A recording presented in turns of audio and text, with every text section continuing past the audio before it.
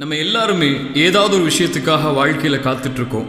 சிலர் நல்ல வருமானத்துக்காக, சிலர் நல்ல மனைவிக்காக, சிலர் குழந்தைகளுக்காக, இன்னும் சிலர் இல்லை பலரே வாழ்க்கையில் நிம்மதிக்காக. நமக்கு தெரியும் இதெல்லாம் இறைவனுடைய நாட்டத்தோடு அவன் ஆடுற பொருள் தான் நடக்கும்னு சொல்லி. ஆனால் எல்லாருக்கும் இருக்கக்கூடிய கேள்வி என்ன தெரியுமா? ஏன் இவ்வளவு காலம் ஆகுதுங்கிறது தான். இறைவனை நம்பிக்கை கொண்டு இருக்கக்கூடிய நம்ம எல்லாருமே அவன் நமக்காக அமைத்திருக்கக்கூடிய நேரம் காலம் மேலே மட்டும் நம்பிக்கை இல்லாமல் இருக்கும். இல்லைனா சில விஷயங்கள் கிடைக்க நமக்கு ஆகக்கூடிய நேரம் நம்மளை துவலை செய்யாது, கவலை அடைய செய்யாது. இறைவசனம் ஒன்று சொல்லுது, நீங்கள் ஒரு விஷயத்தை விருப்பீங்க, அது உங்களுக்கு சிறந்ததாக இருக்கும். நீங்கள் ஒரு விஷயத்தை நல்லதுன்னு நினைப்பீங்க, அது உங்களுக்கு தீயதாக இருக்கும். இறைவன் தான் அறிந்தவன், நீங்கள் அறியாதவர்கள் தான். ஆமாம், இறைவனுக்கு தான் தெரியும், நமக்கு எதுவுமே தெரியாது.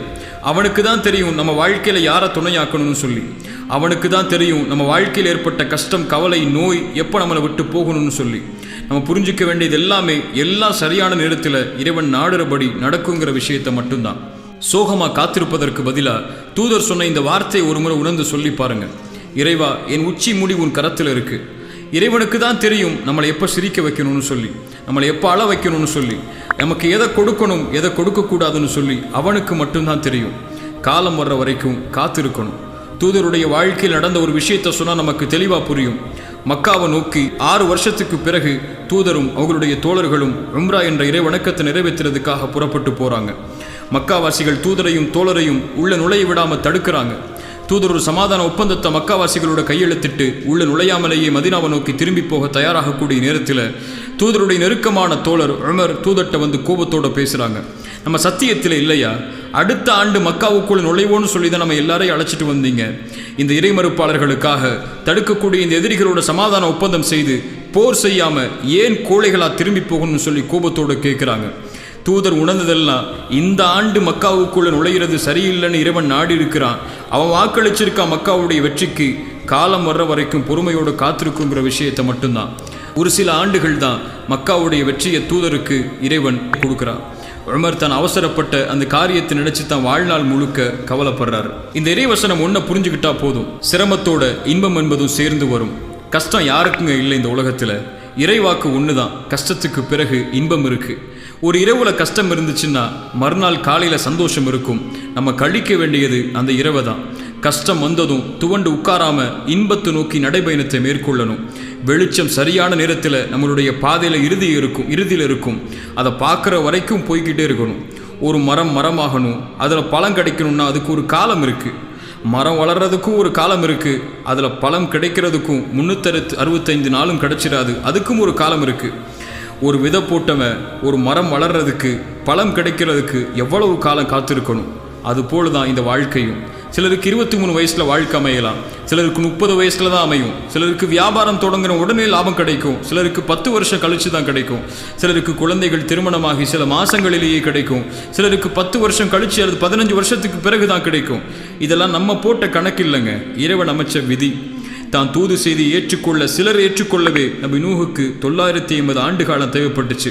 தான் இழந்த மகனை மீண்டும் பார்க்கறதுக்கு நபி யாக்கூபுக்கு பல ஆண்டுகள் தேவைப்பட்டுச்சு.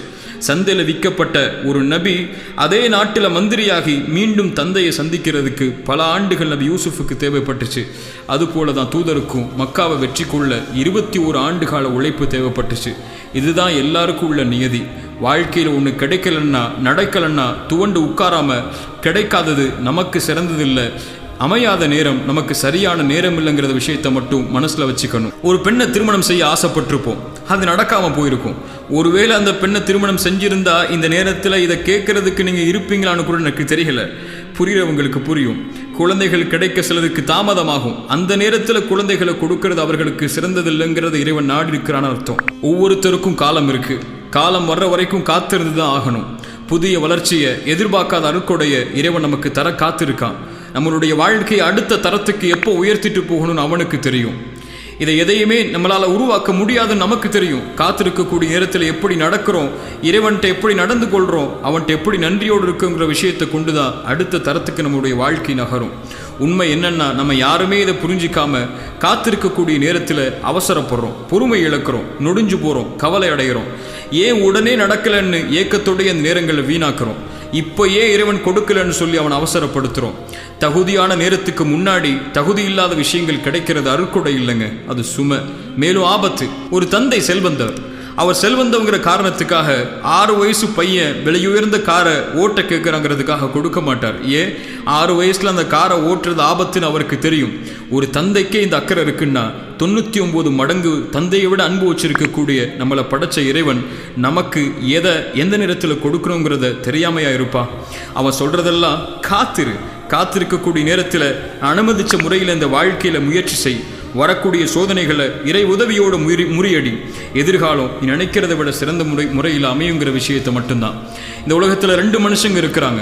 சோதனைகளுடைய காலத்தில் காத்திருக்காம அவசரப்பட்டு உடனே சோதனைகள் நீங்கணும்னு சொல்லி இறை கட்டளைக்கு மாறுபட்டு மேலும் சோதனைகளில் சிக்கி கவலை ஏற்பட்டு இறைவனையை குறை சொல்லக்கூடிய மக்கள் ஒருபுறம், சோதனைகள் வரும்போது தன்னாலான முயற்சியை செய்து பொறுமையை கடைபிடித்து இறை கட்டளைக்கு கட்டுப்பட்டு நல்ல குணங்களோடு நடந்து கொண்டு இறைவன்ட்ட, இறைவா உனக்கு தெரியும் என் வாழ்க்கையுடைய பாதை, நீ என்னை கண்காணிக்கிற, என் ஒவ்வொரு எட்டும் உனக்கு தெரியும், நான் முயற்சி செய்கிறேன், எனக்கு நீ நியமிச்ச நேரத்தை காலத்தை எதிர்பார்க்கிற, நீ விரும்புறத கொடு இறைவா, விரும்பாததற்கு காத்திருக்கிறேன்னு சொல்லக்கூடிய கூட்டம் இன்னொரு புறம். இதில் எந்த கூட்டத்தில் நம்ம இருக்கோங்கிற கேள்விதான் இந்த நேரத்தில் நமக்கு தேவை.